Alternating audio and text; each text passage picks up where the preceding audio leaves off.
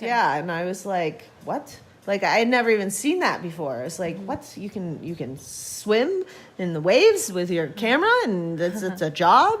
And it was like, I need to be doing that. Yeah.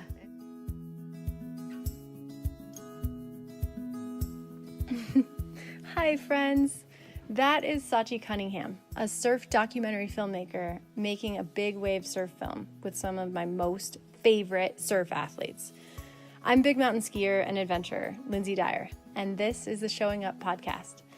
I started these conversations in person with real humans making a life in the outdoors to inspire the unicorn in you, to embrace your weird, do the thing, even if you suck at it, and fully show up for this one wild and precious life. I met Sachi a few weeks ago in Hawaii while I was learning to kiteboard, which has been amazing and frustrating and terrifying and amazing to be a beginner again in a warm water sport that fully just uses the wind to explore. Oh my gosh, I could go on, but that's another podcast. My dear friend and pro kiteboarder, Susie Mai, had dedicated her birthday to hosting an evening of fundraising for this upcoming film, currently titled She Change. That's where I met some of my heroes, big wave surfers, Kiela Kennelly. You've got to know who she is, and if you don't, you've got to look her up right now. She is so rad, surfs the biggest waves I've ever seen. And Andrea Moeller, wow. These some of the most amazing athletes I've ever met, and Andrea is also a mother and riding these insane, massive waves. It's crazy how much I could relate to these women on the big mountain side. We always assume that everyone else has it easier than us, especially surfers, who appeal to a bigger audience, but I couldn't believe how many parallel stories we had. A few days before we sat down for this interview, the girls were pitching to a tough group their story and why it needs to be told. Currently, the film is fundraising, and in the interest of helping more young girls see women doing rad things that they could aspire to versus standing around looking pretty, I want to do everything I can to help see that this film gets made and this story is told. And frankly, I want to see these women ride giants. So without further ado, here is my conversation with a true inspiration, Sachi Cunningham. Okay, so here we are. Mm-hmm. Where are we? Oahu. Check. I'm Kailua. Mm-hmm. Is that right? Yep. I don't know. I'm not putting you on the spot. I'm sorry. Okay. I just don't know many more specifics. You're going to have to help me out here. I can tell you that I'm looking out on a red kite surfing sail that is trying to get up and going. Apparently it's attached to a foil that is new to people, and there's a crowd of people watching the foil sessions laughing. Out front.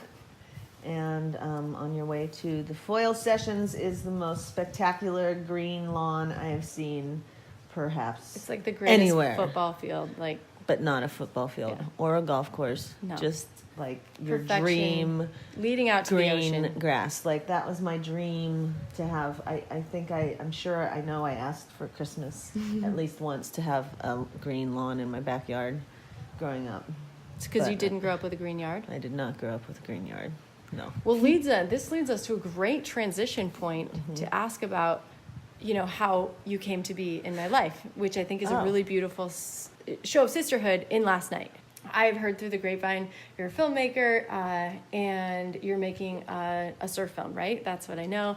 Then I watched my dear friend Susie really, it seemed like, go out of her way to create a potential spot for you to fundraise as a filmmaker for a film that you believe wholeheartedly needs to be made, and you've been working on it for 4 years. So I'm so excited to hear that story. I don't know. I would love to check in with Susie. Because I need to thank her properly. Thank you very much, Susie. I haven't thanked her properly, but yes, she did carve out. I mean, it was really touching to hear her talk about how she wanted to do something, make her birthday into more than just a celebration to help someone out. And that's obvious. I don't know Susie that well, but that's obviously part of her essence is helping. How did you hear about all this? Well, Katie Zakarian, who I guess has been coming to these things for a while. How far back do you go with Katie? I just met Katie also. Oh, okay, Yeah. okay. But she's known Susie for a while, Okay. right? I think she's been to a few of these things, Okay. these gatherings. Okay. And she was just hanging out with Susie a few weeks ago in San Francisco and telling her that she had been, involved investing in this film that I'm making about the best female big wave surfers in the world as they fight for equity in the sport of big wave surfing, and specifically a heat. Well, hopefully this season surf the first heat ever at the Mavericks competition in Half Moon Bay, California, and invited us to, pitch the story and try and get funding. And so here I am the day after trying to get funding. How does it feel to stand up in front of a crowd and ask for support for something that is attached to your heart? Is that a vulnerable feeling? Or are you able to step back because you've been through schooling around this, and you know what I mean? Like, can you? Yeah, I think it's very hard. I have had the fortune of having shown that trailer or variations of that trailer for the last 4 years. Oh, because you've been fundraising. Because I've been trying years. I've been kind of pushing this rock up the mountain for a while, but So that was definitely the most, I don't know, I wouldn't call it intense because it was very enjoyable, but it was the highest stakes kind of pitch that I've done. Why? yet. Why did you feel that way? Well, it was like the most condensed group of smart people that I've pitched, non-surfers, successful non-surfers, smart people that I've, pitched it to, which was the most valuable thing, I think, actually, because the conversations afterwards and the Q&A we had after was really informative. It was good for me to hear. What did you learn? Yeah. What was the feedback that you got? Well, I mean, some of the feedback, it was interesting to hear the kind of minor but maybe major issue around the name, which I've still had some trouble naming the film. How did you come up with the name?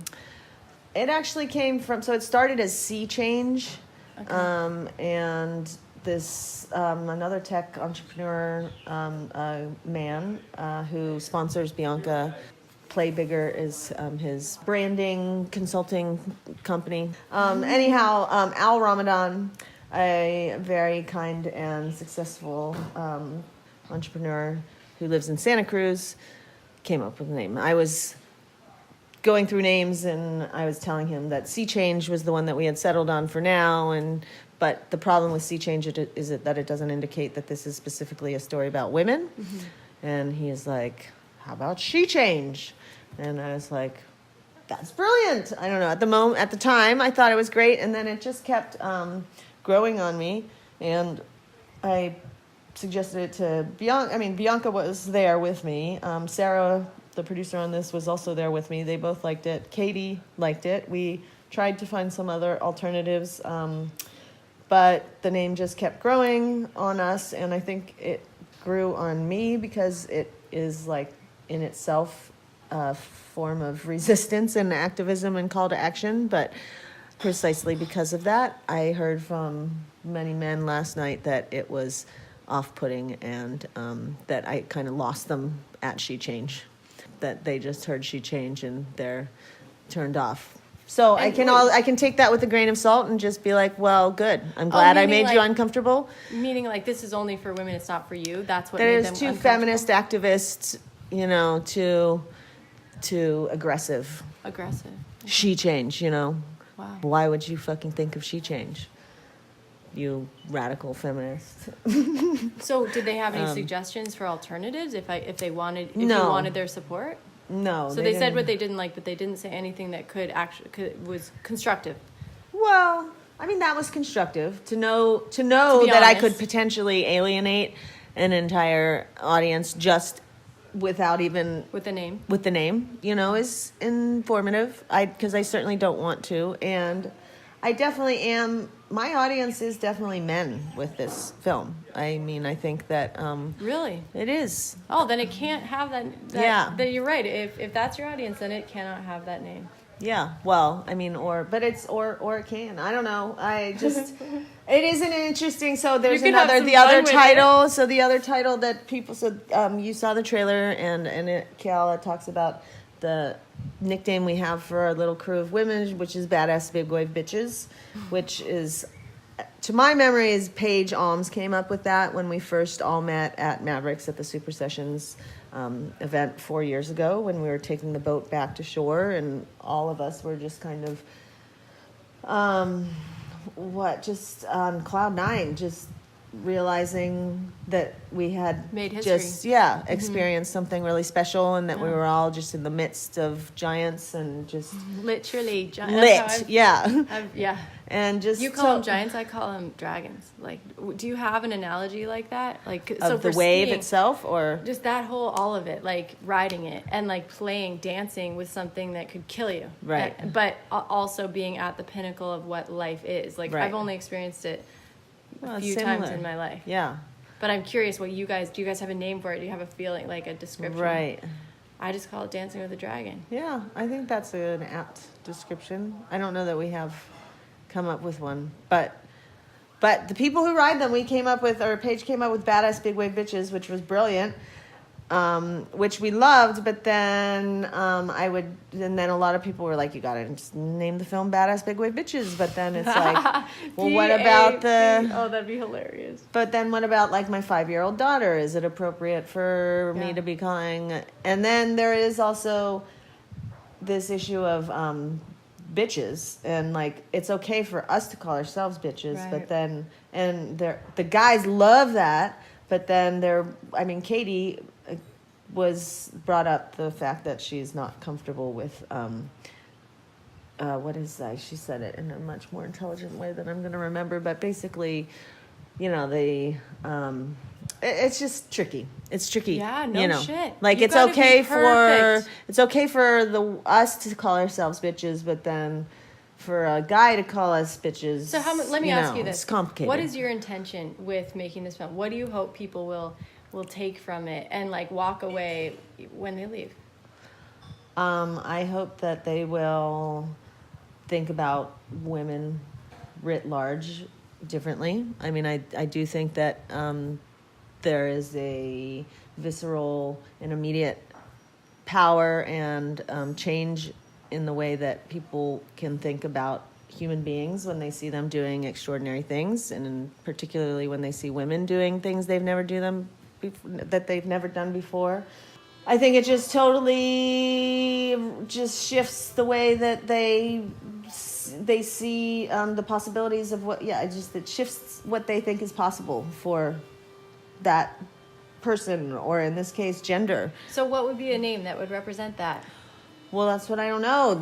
Can you come up with one? Or maybe your listeners can. What's like ocean? It's about ocean. Well, that's the thing. Of the tide. It's charging. It also has to represent the chart. Like, one of my friends who is an ad executive was like, when I talked to him, he's like, Chargers. I'll give you that one for free. You should just call it for Chargers.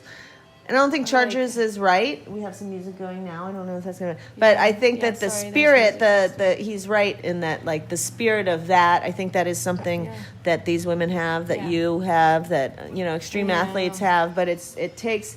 And it's something that women don't have culturally in spades as much as men do. They're not encouraged to develop that charging spirit, I don't think. You said this film is for men.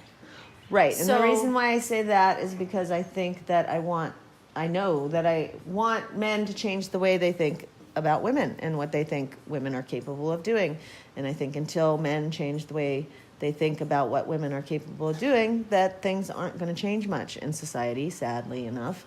But what would make them actually watch it then? Well, obviously not the title she changed. Yeah. So it's like, if that's our audience, like, what do they want to see? The hook. You know what I'm saying? Yeah. This is what I was trying to ask myself when I made the film that I did. It's like, I think you are making a really great point of, if you know that this is for men, then you have to speak to them on their language. Yeah. And like, so it's like, what imagery, what audio, like, to help them hear. Right. Yeah. Well, I'm trying to figure that out. I think you did. You nailed it. Chargers. Like, that's what they want to see. So if you just make it about that, they'll watch it. That's what I was trying to do. Mine was called Pretty Faces. Right. It's like this play on words. We want to go ski the pretty faces of the mountains. Yeah. And yet, like, a little play on, like, It's not about how we look. You might see our faces in, selling the whatever on the ski hill, but it's about riding these faces. So, anyways, I didn't mean to steal a show there, but no problem. I guess I'm just so excited to speak to a filmmaker, right? And I didn't go to school for film. I mean, I watched as much as I could about you today. Oh, thank you. Were you happy with the piece that they just put out about Katie's project? What are you talking about? Which piece are you talking about? Oh, right. This is Living with Cancer. Yeah. The one that Sarah produced. Beautiful. Yeah. Thank you. Yeah. I thought Katie was involved somehow too, but that's my misunderstanding. So she was not. Yeah. So Sarah produced that, and that's how you guys I met Sarah. Mm-hmm. Yeah, and so exactly a year ago, I was teaching a video workshop in Panama, and as a filmmaker. As a filmmaker, and teacher. So I'm a professor also. So I was doing this month-long workshop in Panama, and the subject of this film, which was short profiles about people living. It was called "This Is Living with Cancer," and so it was short profiles of people who had various cancers, various stages of cancer. And Sarah was the producer on that, and we had done one day of shooting in San Francisco and one day of shooting at a breath holding course I took in San Diego, and then they had one day of shooting in Panama, because that was the first time I had my daughter with me, and it was the first time that I went in the water after having reconstructive surgery on breast reconstructive surgery. Could you take me to the conception of this? If we have time, I'd love to get both your story and the story of this film, because it's been a long road. I did my research today, at least 4 years in the making, and did it have a different name? Unwavering. So Unwavering was the first. Okay, so anyways, name, let's just start. Can we start at the beginning? So okay. I want to hear how this came to be. Well, of course, it depends where you want to say the beginning is, but I guess the beginning of this collection of stories and collection of characters, this cast of characters all came together at Mavericks 4 years ago, or 4.5 years ago now, 4 seasons ago, when there was this invitational event for women, female big wave surfers. They invited, for the first time ever? First time ever, they invited a dozen women from around the world who, everyone knew were surfing big waves, but were doing it kind of on their own in different parts of the world, and they all invited them to come to this invitational event at Mavericks. And they call it an invitational multimedia event because they couldn't call it an actual contest, because there's only one contest permit issued per year for the Mavericks surf break, and that is had a long and fraught history. Who issues that permit? A bunch of agencies, but one of the agencies that issued the permit is the California Coastal Commission, which is one of the jobs of the California Coastal Commission is to protect equal access to the coast. And so the California Coastal Commission the people who run the quote unquote real contest, or like the big contest, the contest with money, the contest that's part of the world stuff, tour. Like what would people recognize? The WSL. So now the World Surf League is the one that runs that contest. And prior to the World Surf League owning that contest, there was a group of a motley crew of shady individuals called the Cartel, aptly enough, an LA event promoter who owned the contest. And that event promoter did not invite women, but until the California Coastal Commission stepped in and said, actually, you have to invite women because we only give one permit per year to a contest, and that permit covers a 4-mile swath of the coast, and from October to February there can only be this one contest, and that one contest invites 24 men, and that doesn't sound like equal access to the coast. 24 men does not sound like equal access to the coast. And they're just doing their job. And actually the precedent to this is there's a private beach club called the Jonathan Club in Los Angeles in Malibu that did not let Jewish people or African Americans into their club back in the day. I mean, this is like the 80s, I think. Fairly recently, the California Coastal Commission stepped in a similar fashion and said, actually, you're a beach club that is on coastal property, and because of that, you need to accept anyone who applies. Wow. You know, yeah. So that's the precedent. Would you say that there's racism then going on in surfing? Because that's what it sounds like. Yeah. Well, we're talking about sexism. Yeah, I know, but I think you that, could equate it. Sure. I mean, racism. I mean, sadly enough, there hasn't even been enough. I don't think there's not enough people of various races trying to break the scene in big wave surfing or surfing in general. That I don't know that I would categorize it as racism, but in the case of the Mavericks contest, it's definitely sexism. I mean, I feel like there's so many different people that love to surf. I would call it. I would argue for it as well. Mm-hmm. You know, but anyways, that's but then the truth is, but then we also are contending with this statistic that the Surfrider Foundation put out not too long ago. That is that 90% of surfers worldwide are men. Right.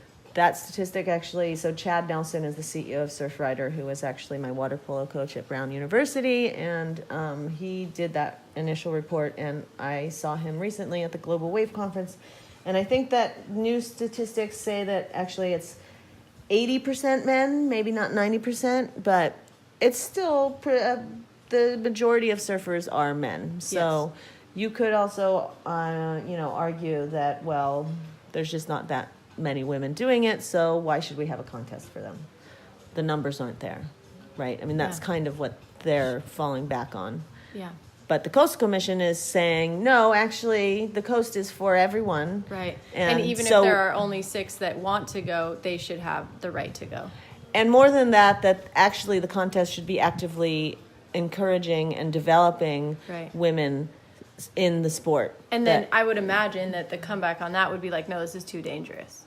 Sure, yeah. With women involved, that's the first thing I think that comes back at them. Is that it's too dangerous. Like it's accepting for men to potentially die, but it's not accepting for women. Yeah. I'm reading this book called The Sports Gene that's examining just the genetics of nature-nurture behind athletes and gender, as it relates to gender and race and all sorts of things. And I'm only a little bit into it, but it's only been since 2008 that track and field has offered the same events to women as men. Whoa.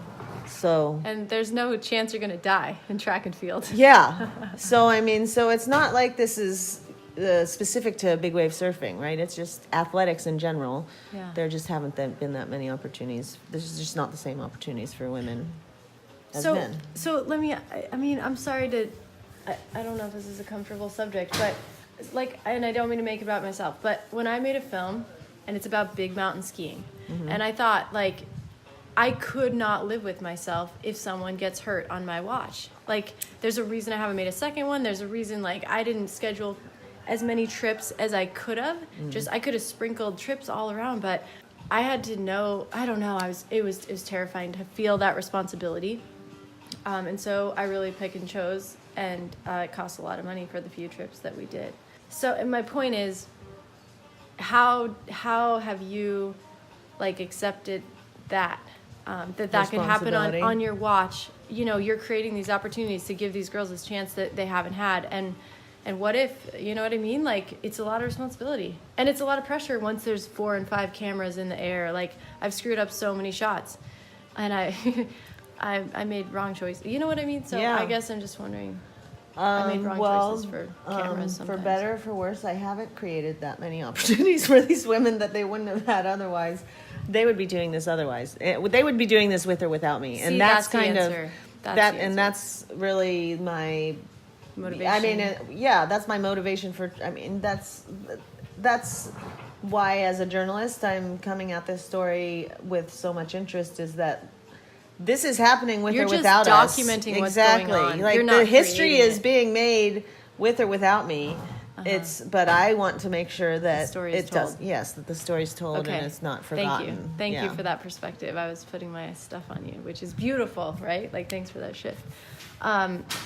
So go back to the story, where we are in the story of how it's getting made, or how it's coming to fruition. We met 4 years ago at this contest. There were definitely 4 women that emerged as, and not emerged, that were already known. We all knew who each other were. We had seen photos of what we were doing. Yeah, there's this iconic photo of all of you. There was 8, all in the water at the same time. It was shot from above, And it was like, is that true? Was that all of you that were there? That I showed last night? Yeah. That was my photo, yeah. And I you love shot that it. photo. Yeah. Okay, and so that you was my shoot it from first the time. air? No, that was in the water. So I was swimming in the water. Oh, okay. But maybe There's you're another, thinking of a different photo. There's another, I think, angle of the same same thing, but from above, maybe. Yeah. I don't know. It looked a little above looking on them. Okay, but anyhow, that's probably it. It was the first time that we were all together, and it was awesome, as I said. Yeah, but there were 4 of us that, I'm not one of those 4. There were 4, Bianca Valenti, Calla Kennelly, Andrea Muller, and Paige Alms, who, really, I should say, it was, so Bianca and I at that point had been shooting together for a few seasons, and Bianca lives in San Francisco with me at Ocean Beach, and Bianca is really who's pushed my level. That's you guys live together? No, we live in the same neighborhood. Yeah, Gotcha. and so she's kind of like, it was Bianca and I who were like the home, that was our home turf, and we're like, we think we're like our own badass big wave bitches, and then these freaking chicks from Maui roll in, Kayla, Andrea. Kayla lives in Oahu, but she's cut her teeth in terms of big waves at Chopu, but her, Paige, and Andrea really are the first ones. The 3 of them were surfing Jaws together. They were really the first crew what do you mean of women. Together? They surfed together. They grew up surfing together? They knew each other? They knew each other from, Andrea and Paige from Maui and KK. Well, Andrea named her daughter Kayla after Kayla. No way. Yeah. I didn't know that. And so Paige, and Kayla is really, in my interviews with all of them and getting to know them, Kayla really, for all of us, Kayla was the very first pioneer. she was the one who we would see in surf magazines. Yeah. And when I was in Pittsburgh, Pennsylvania, I I'd see these photos of this crazy chick, KK, in a barrel at Chopu, and nobody else had, could do that. Could touch it. Nobody could touch it. No. It was like, who the fuck is this? Right. And so then Paige was like, I think I can do that. And then sure enough, she was. And after she saw what KK was doing? Yeah, she exactly. said that that inspired her, and that inspired Andrea, and Bianca says it inspired her. It definitely inspired me. And I was definitely, of all the people that I met that day, I was like definitely starstruck when I first met KK. I was just because I had read, so much. She's a legend. She just is a legend. She's earned it. And then we were the 4 of us, and then to know the legend of KK, and then have her be like, oh, a little seal, like, oh, look at, crazy, you're a crazy water person, like, what the fuck are you doing in the water? And everyone's like, I've never seen a woman in the water doing that. And so it was just like, I guess I'm one of you guys, just like going for it. Well, but they, at the talk yesterday, people were asking their inspiration. Yeah, I'm so excited to hear that. Like, how did you become the one woman in the water with the big camera? Well, because it was something that I feel like I'd been training my whole life for, and at that point it was my 2nd season. What do you mean training your whole life for? I had been a competitive swimmer since I was 7. Where? Polo in with no Pittsburgh, grass. Pennsylvania. Chlorine pools, but like an Olympic swim, Olympic caliber swim team, a club team where, we had 2 Olympians on our team. And what was your favorite? Butterfly, 200 butterfly, and actually I think that was something early on. But early on, one of our Olympians was Melanie Buttermeyer, who was a butterflyer, and I remember from a very young age. The nice thing about swimming is that it's co-ed and it's all ages, right? Mm-hmm. So I think there's something powerful I didn't realize until later in life of training with a big mix of ages and genders that gives you a lot of confidence because, boys and girls are training in the same lanes, and sometimes the women are, beating the men in training, and so there's just... I didn't know that. Yeah, so there's no separation in training for swimming. And is that the only sport like that? Because it seems like in almost every other sport, they're separated. Yeah, I know the women's U.S. ski team does not train with the men's U.S. ski team. Oh, really? No. Another key training thing that overlap, but not much. Okay. I think all the swim teams I've always had have always been co-ed like that and co-age and everything. So it's just merit. It's just like who can swim the fastest. Yeah. And from a young age, very young age, I had a very fast dolphin kick, so whenever we did kicking on a kickboard, I could always, it was me and Melanie Buttermeyer, I could always keep up with Melanie Buttermeyer, so it's like, oh, I guess I'm kind of good, because I was very average at that point in the swimming. Is there a swimmer body? Absolutely, oh my God, and I don't even know how, I would never be a swimmer these days. Now swimmers' bodies are I thought you had to be super tall. You do. I mean, I don't know Webbed that I could have fingers. been a swimmer these days, honestly. I mean, it's just like, yeah, you have to be an Amazon. Like, so I shot the Olympic team in 2008. So you're not. Let's describe like who you are. I'm 5'2". Yeah. And not. So where did it come from? But like, but then I can. But Melanie Buttermeyer is also 5'3", or she was this extremely short swimmer and made it to the Olympics, and they were like the. There's always the exception. Yeah. And so she was one of those exceptions. So I'm sure that played no small part in my thinking. And there was another teammate that, oh gosh. What was your thinking? I'm forgetting her name, but she gave me my very first bathing suit, my very first swim meet. I had forgotten my bathing suit, I think, and she gave me her bathing suit. Wow. And my very first swim meet, I got a ribbon. It was in a butterfly event.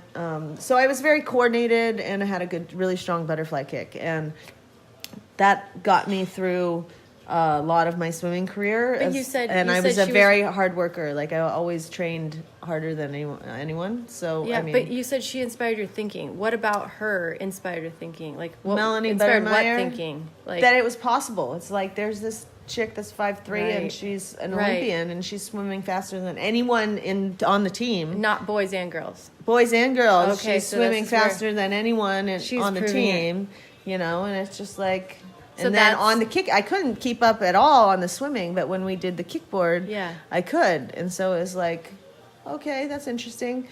And store that, and Yeah. obviously that stores an element of confidence, but it wasn't until I was doing water photography, it wasn't until I was a body surfer, and specifically water photography. I don't know that everyone does a butterfly kick. I don't think everyone does, but I have a naturally strong butterfly kick, and you can't use your arms when you're shooting. Right. You can only because the camera's so big. I would call that a full-on mermaid So, kick.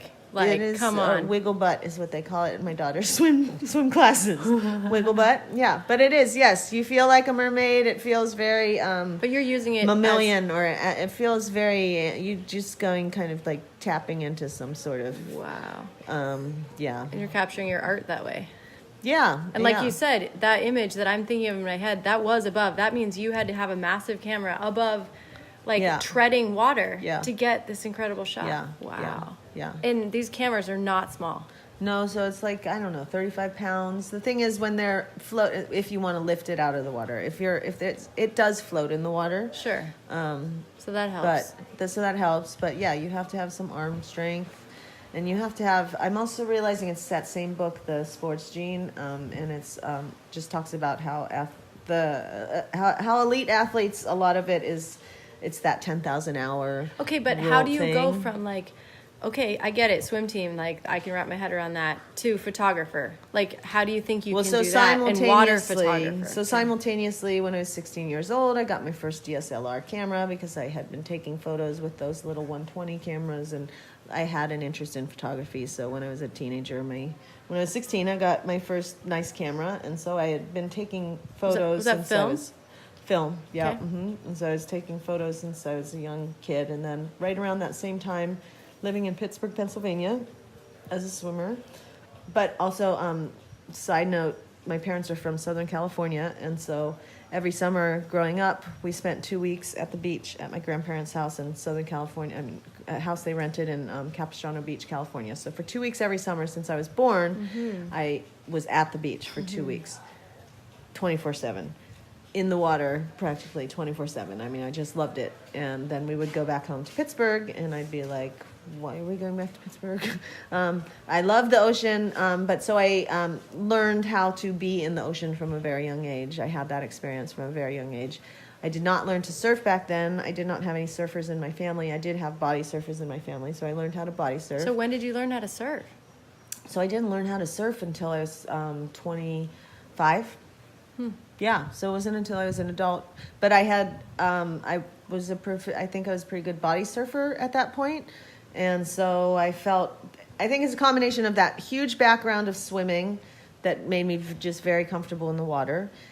There was an athleticism involved with that, specifically training as a competitive swimmer, that I think benefited me later in life quite a bit, because I just had that base level of, training 4 hours a day, 6 days a week, and lifting weights, and training at high level that and swimming is such a just regimented. Yeah, very almost mechanical. Yes, and it's crazy. I mean, it's it's crazy. It's really crazy. If we just go get down to it, it's in fucking crazy. Yeah, and so that ability to be like fine with just swimming laps. Translated to having would you call it a meditation? And endurance. Yeah, yeah, it's like patience and endurance for being out in the water. Yeah. It translated very directly to that. So there were a lot of like factors that came into play. But so when I was a competitive swimmer at 16, loving photography, my dad called me down. This was in Pittsburgh, Pennsylvania. He was watching TV and saw this documentary about Aaron Chang, who's a famous water photographer. And it was a video of this guy, Aaron Chang, out in the waves with his camera shooting photos. And this was pre-social media, I'm from Pittsburgh. And was he shooting surf photos? Okay. Yeah. And I was like, what? Like, I had never even seen that before. It's like, what? You can swim in the waves with your camera, and it's a job? And it was like, I need to be doing that. Yeah. And but I just stored that until I graduated from college, went to Brown in Rhode Island, the ocean state, but I did not tap into the ocean ways in college. I was mostly focused on my academics, and then went to Japan right after college, and that was my first job that I earned my first money, and so I spent my first money on buying a film camera, and I found some what did you study in college?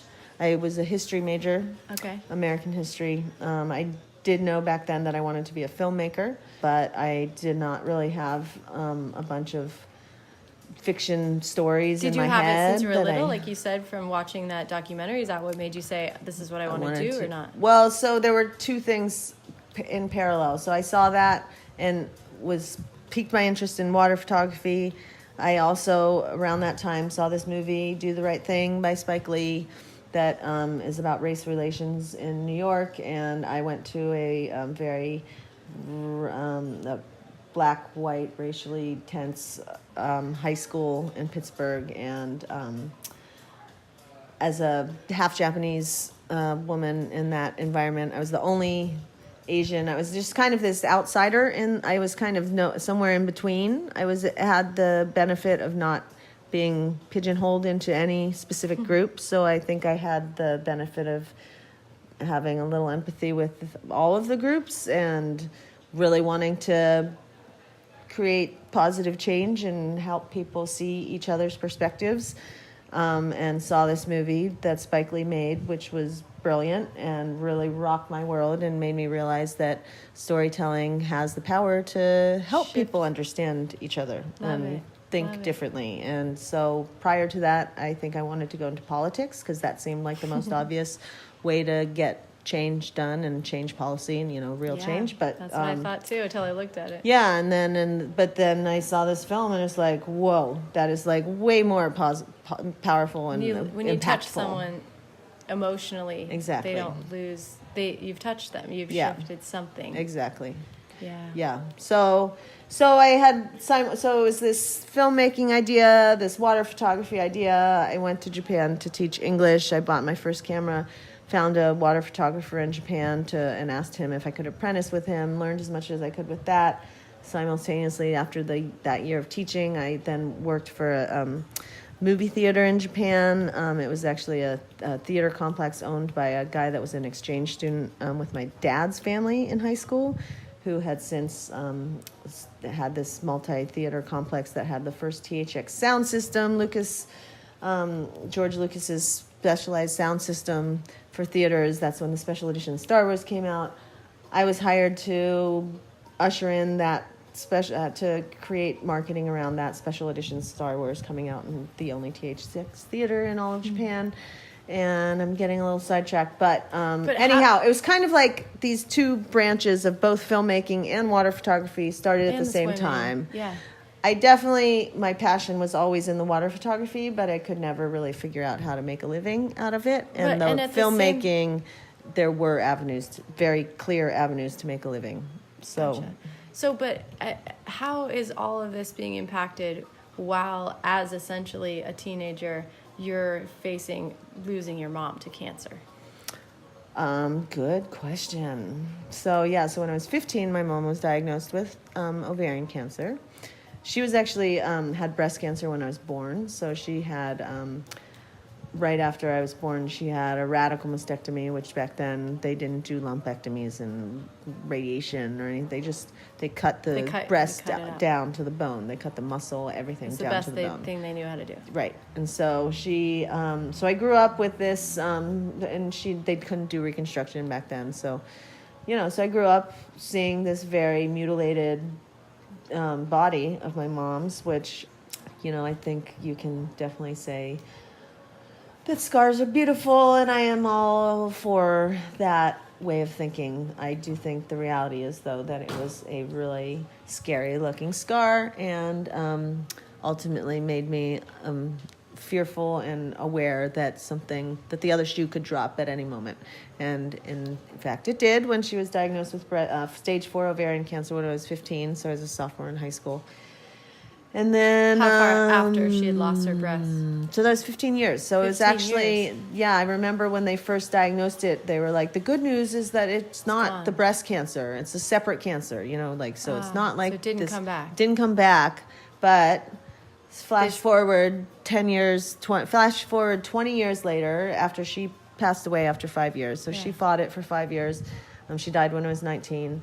But then fast forward 20 years later, they now know enough about the occurrence of breast cancer and ovarian cancer at a young age like that they're linked. And so now they know about this thing, the BRCA1 and BRCA2 gene, which is, if you test positive for having this gene, indicates that that they're linked. That basically it wasn't a coincidence that she had breast cancer and then ovarian cancer. They're linked.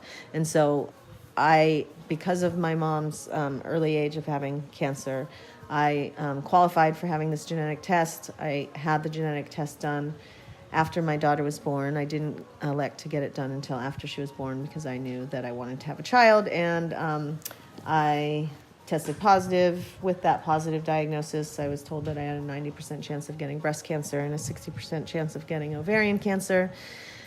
And so I knew before getting that test that I would do whatever I had to reduce those odds. And so the options for me were to get a total hysterectomy and a bilateral mastectomy with reconstruction. And so that's what I did. I got everything cut out, and that was 2 years ago.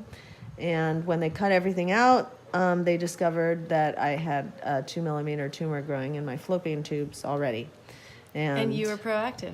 Yeah, and so because of finding that tumor and also finding some cells loose in my peritoneum, which is the cavity that everything sits, I went through 6 rounds of chemo and lost all my hair, lost all my eyebrows and eyelashes, and but actually I think I got off pretty easy, relatively easy. In the moment, I wouldn't have said that, but here I am 2 years later. And you have your mom to thank for that, right? Absolutely. I mean, she was basically a giant warning, and then you owned your power because of her. Yeah. Well, in science, it was of course a female scientist that discovered that gene. But wow, really? Yeah. It was a good time to get cancer. It was a very extremely fortunate confluence of events, and I couldn't have done it. I mean, the reason I got the test when I did is we were thinking about having a second child, and it was like, well, I should probably just see if I have this gene. Did it make you feel like, was there a part of it that made you be like, okay, what am I going to do with this one life? Like, because it wasn't right. Mom so your only original made it so question, far. Your original question is when my mom died. Definitely, that rocked my world and changed everything. I think prior to that, I was very much type A, overachiever. You set a goal, you work towards it, you realize that goal, which I'm still that way. But I think when something like that happens, you realize, that adage that God laughs at your plans, and you can't really, as hard as you work and wish for something to happen, there's an element of not having any control over that.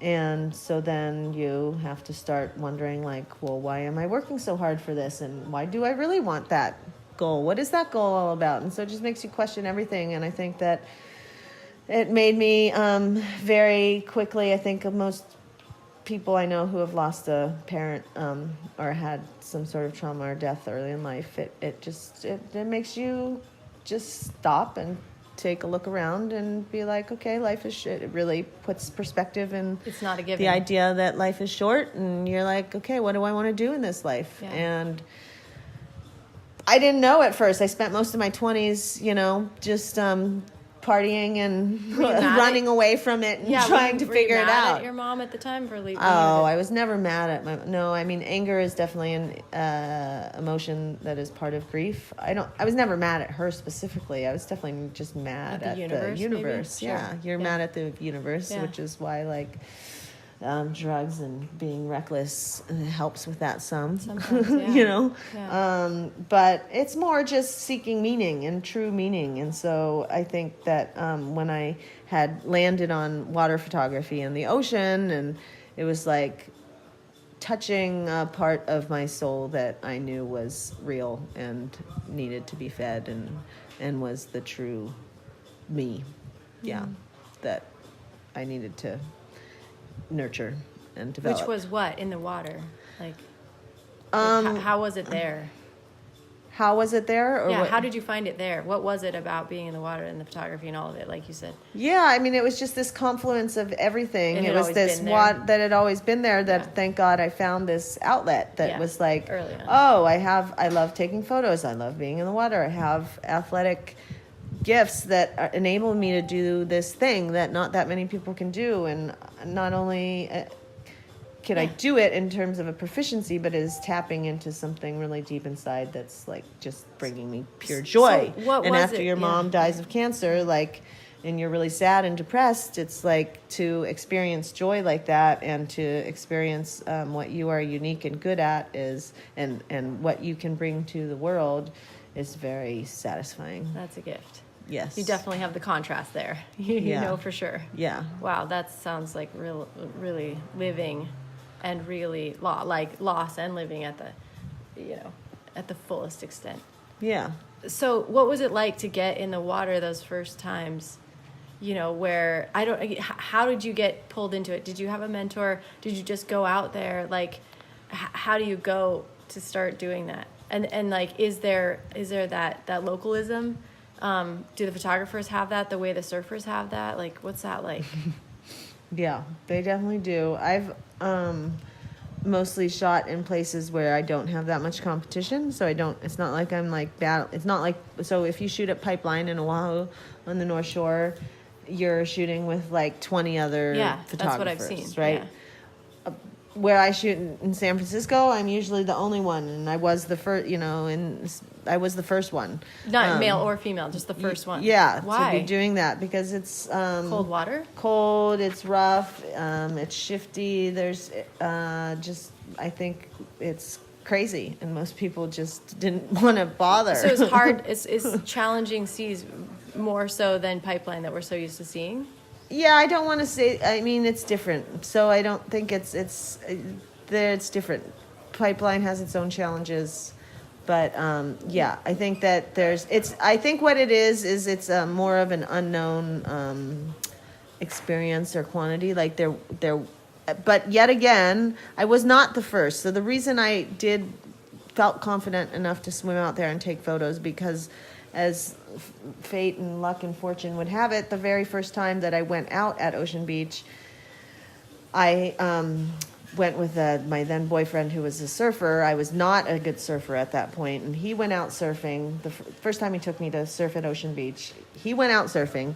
I did not feel comfortable enough to go out surfing, but he had binoculars, and I was sitting in the parking lot looking through my binoculars at him surfing, and then I see this little orange swim cap bobbing around, and I realize it's a swimmer, and then I see the person ride a wave, and I realize it's a body surfer, and I'm like, oh, okay, I can body surf, and I'm looking closer, and I'm realizing that it's a woman that's body surfing, and so so I was like, there's a woman out there. And of course, like seeing a woman as a woman out there, it gives you agency to think that you can do that too, you know? Yeah, it's like permission. It's like mind expanding. Yeah. So it's like, well, shit, if she's out there, I'm going to go out. And so I got on my swimsuit and my wetsuit, and I swam out, and I was like, hi, I'm Sachi. What's your name? And her name is Judith Sheridan, and she's a legendary body surfer who body surfs Mavericks, and she's just this incredible. So she's from Michigan. She's a swimmer. She has a swimming background. She is built like a swimmer. She's got this Amazonian, swimmer's body, big, strong. And she, in that moment, taught me everything. In that moment, she just taught me everything I needed to know about how to dive under the waves, how to just survive the surf. Take a pounding? Yeah, everything. She just taught me it, like, right then and there. How do you take a pounding when it's, like, so strong that it's ripping your suit off? How do you take that? I can't. All I can think of is an avalanche from where I come from, and those... They kill people. Right.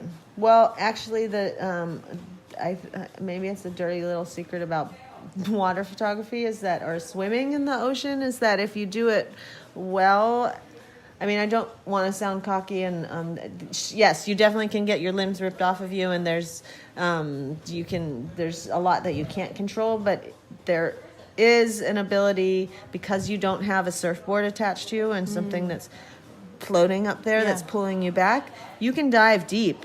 And so it's like if you're doing, and so what she taught me is how to actually, that you keep your eyes open under the water. And so when you're keeping your eyes open in clear waters like Hawaii, you can actually swim under, and I actually swim into little caves in the reef. Like, you can see where you can go, and you can find little nooks and crannies that you can avoid. That you can be under a reef and then pounding waves on top of you, and it's not that you don't feel anything, but you're not experiencing the same impact and all of that.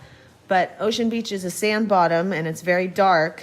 But what she taught me on that very first day is that you have to keep your eyes open nonetheless. And because in really big, thick surf like that, the ocean creates like spirals of like pillars. Yeah, they're like little pillars of turbulence. And if you keep your eyes open, you can swim around. You weave yourself through those pillars. Do they even pull you in some cases? Yes. Well, yeah. So sometimes you can miss swimming through and around those pillars, and they can suck you up or pull you down, or Oh wow. But if you get, if you can get proficient at like knowing how to swim through them, so you can find these pockets of non-turbulence, and no problem. You're swimming through tornadoes.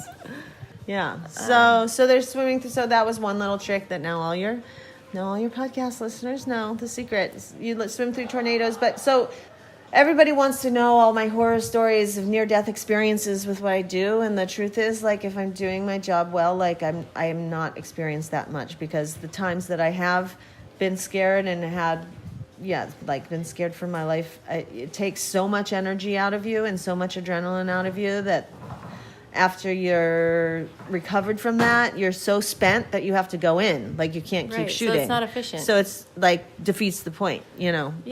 You're not like one of your surfers. You need to stay out there for every wave until it drops. Yeah, exactly. So you're in a different sport. Exactly. It's it called, is. Yes. Longevity, exactly. Yes. And it is a sport. I mean, and I do feel like it's a sport. And that's, absolutely, it's a sport. And then, but what I love about it, it's an art. Yeah. And you're combining the two. And I've never found a role model that does them both. No. So I'm just like, yes. When I, as I asked last night, like, you thought that I had the question for the girls, but equally, I had that same question for you. Who are your role models? Who showed you that this was possible? Where did you think you could? And like, who do you think you are? And it's always, and when I think about the key people, it has been women. And that's why I'm so grateful for like Judith, who came before me. That's ironic, don't you think?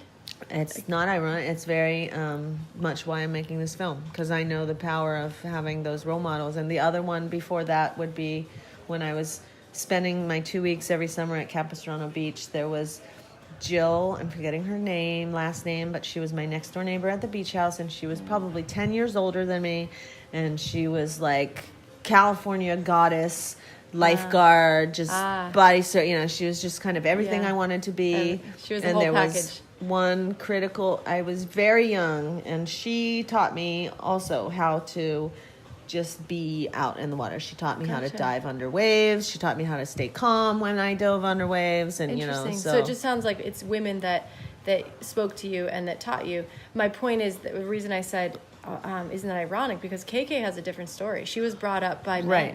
Yes. And I have that story. Like I learned what I've learned from men, and so I'm so thankful. In some small cases, they're from women. My cousin being one of them, who I'm honoring, in my filmmaking now. But there weren't that many, and so I was like looking for them. But it sounds like you just found them. I did. I was looking for them in media. Yeah, and they didn't exist. I've had also some influential people in that are men, and actually one of them being my first boyfriend, Jesse Simon, who I moved to Ocean Beach with. Like, he took me out in surf that I had no business being out in, and he, for whatever reason, believed in you. Yeah, and just even though he knew I couldn't surf, I guess he knew I could survive, or like he never he just made it seem possible, like he never once was like doubting me or like... He didn't see you differently somehow. Yeah. And he didn't treat you differently. Yeah. And so, I mean, it's not just those two women, but I do think that those two women were very key. I mean, just knowing that they existed. Yeah. Yeah. And literally, love it. Yeah. So where are we on life trajectory?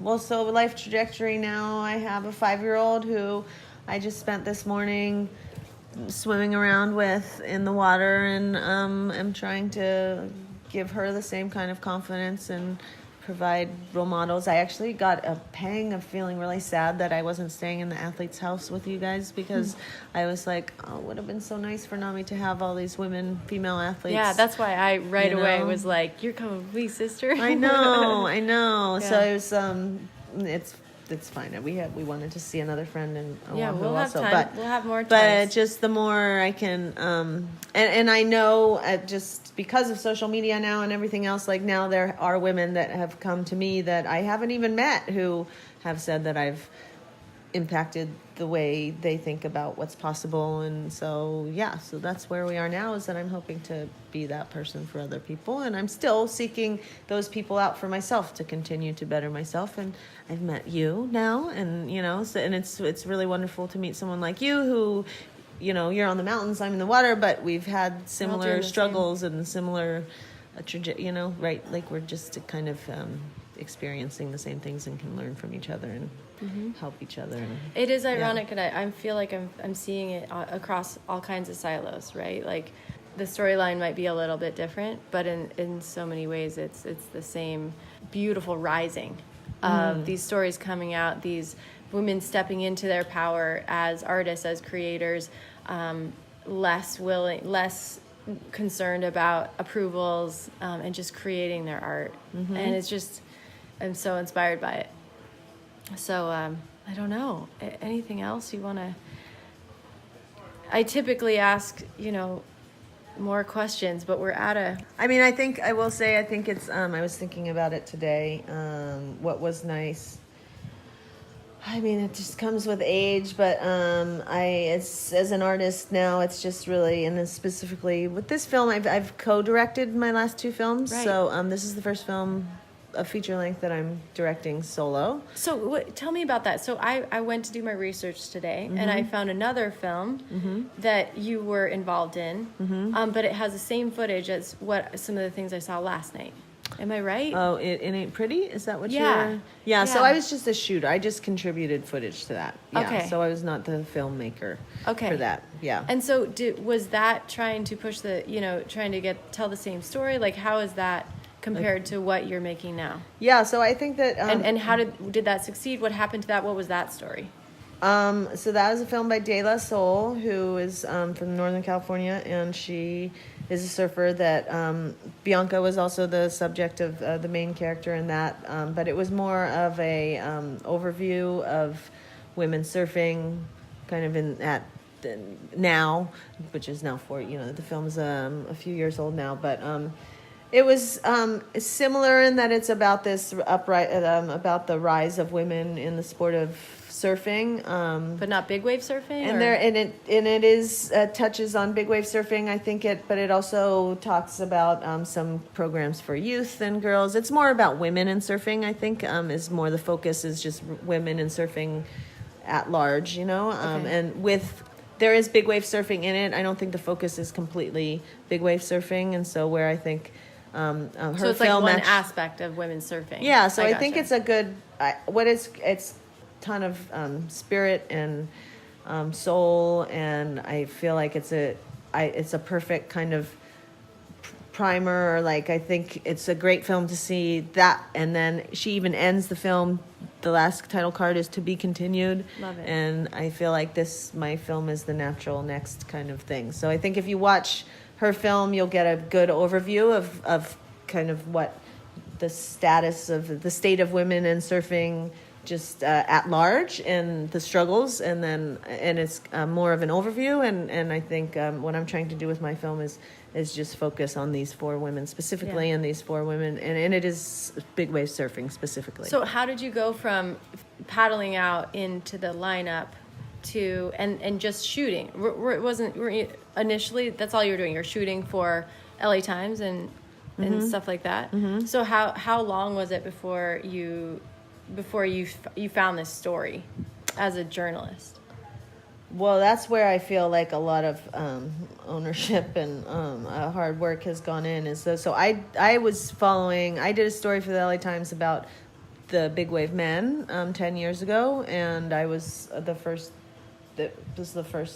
comprehensive story that came out about big wave surfing at the time. There were a lot of films that came out after that. I feel like big wave surfing as a beat has been something I've been very much involved with for over a decade. And so I was one of the only women on the other side of the lens for that. Okay. But then all of a sudden there's more and more women in front of my lens, and it was like just a natural progression of like, well, shit, this is my story. These are my people. And at that point I was one, and at that point I became one of them. And I'm not one of the surfers, but I athletically was inspired by them and by these men, just by the sport in general, inspired me to want to get that much deeper and closer to the But taking action. all this on, and financially and all of it, and you have a daughter, and a family and a husband, how do you say, I'm going to be able to do this and be good at all those other aspects of my life? And I assume, how else do you make money? Are you making money through that? I make money by teaching. Okay. So the reality is that I was at the LA Times. I was on staff there. The problem, and that was an amazing job, and gave me the budget and support to do that story about big wave surfing for the men. The downside of that kind of job is you're still doing dailies. You're still doing, you're able to do your own stories, but you can't focus solely on your stories because you're doing just the daily news, and that's a real job. Yeah, it's a real job. And then I quit that job, and my husband at the time was working for NPR West in LA, and we both quit because we wanted to make a family and have an adventure, and so we were ostensibly saving money to buy a house or do whatever you're supposed to do as a young adult, and instead we bought a truck and quit our jobs, and we drove from LA to Chile over the course of 14 months, and during that time is when NAMI came along, and also during that time I saw a listing for a job opening at San Francisco State teaching multimedia journalism, and so I applied to that, and when I was in Panama, and then I got a call back for an interview when we were in Peru, and when we got to by the time we got to Patagonia, I had found out that I got the job, and I was 4 months pregnant, and that I was pregnant, and so I started my job. So we moved back to San Francisco, and the beauty of a tenure track job is that part of my job is to do scholarship, and in my case the scholarship is making documentary films. Awesome. And so it works together really well. Yes. So I'm paying my bills by teaching, but that teaching job also gives me time to focus on my creative works, and Good also enables me to just do the creative works that are important to me, and I don't need to make money on those creative works necessarily. The problem though that I'm facing, and why I had that fundraiser, and why maybe some of your listeners here would like to support, is that I can make those creative works, but you have to raise the money to make them. Yes, I can't write a book. I can't just write it. You know, it's different than other academics. Okay, so really quickly, give me your line items that you need support in making this film to finish it. Immediately, I need money to hire an editor, and So just give me bullet points. Bullet points. I have probably 50% of the film shot. The last 4 years, I've been catching the key moments. I would like to have time with an editor to compile those and create a game plan that will set me up for this final season in a way that I can be very targeted. I do, yeah. I mean, but as in all documentary films, you can only kind of create that narrative to a certain extent, right? Because you're following what actually happens. Yeah. So the last thing you need to shoot is... I mean, the big key, the money moment that I want, and I'm hoping to still get, is the Mavericks contest. I've been waiting for 4 years for this. Of shooting the Mavericks contest. Yeah, and then leading up to that, I would like to, of course, get the training, the women training for that. I still would like to get nice 2-camera, well-lit interviews with all of the women and some of the key people involved in big wave surfing. And then I need to do archival collection from all the women. Part of this is that I would like to get the backstories of all of these 4 women and what makes them who they are. And so all of that, it requires, ultimately we're talking about an editor who's putting all of this together, and editors are $800 a day, the good ones, $500 to $800 a day. And I've only spent money on this. I haven't paid myself anything. I do have this teaching job that I actually had taken a year leave of absence this past year to kind of recoup from my year with cancer and to work on this documentary. But I have run out. I've spent all the money that I had saved up. So you got that. Going back to teaching in the fall. So if I got my editor, so my key points fundraising are an editor. We're talking $50,000. Yeah. Okay, and then, let's just give me 30 seconds. Yeah. 300 and what was it? 350 would be the total. Yeah. You're giving away all kinds of things on the website from not giving away, but you can purchase. Yeah. SheChangedTheFilm.com. SheChangedTheFilm.com, and you're selling prints that are one-of-a-kind prints on your website. You're giving away incredible opportunities to be there in the lineup. Which at is Mavericks. Fucking awesome. And there's all kinds of ways to get involved. So anything else that we could share before we gotta hit the road and get you to the airport? Get to the airport. I think just keep listening to your podcast and keep thinking of supporting rad female athletes and supporting the young female athletes around you. And last question. Too, that was beautiful. Thank you. Sorry to rush you. No. I ask everyone, what advice would you give to your younger self at a time when she really needed it? Believe in yourself. Don't be afraid to fail. And just keep at it. Because you only live here once. Yep. We only get one shot, so we might as well screw up enough times to get it right. Yeah, and especially women, you have to persevere. Like, it's like I'm like, 4 years I've been pushing this mountain, this rock up the hill, but then you hear... I mean, I was just talking to an architect yesterday, a female architect, Zaha Hadid, this female architect. She had designs for 10 years that nobody would pay attention to her. And I think women more than men, for better or for worse, have to persevere and work a little harder and just don't give up. Yeah. Woo! Thank you so much for listening, friends. If you enjoyed this conversation, give us a review on iTunes.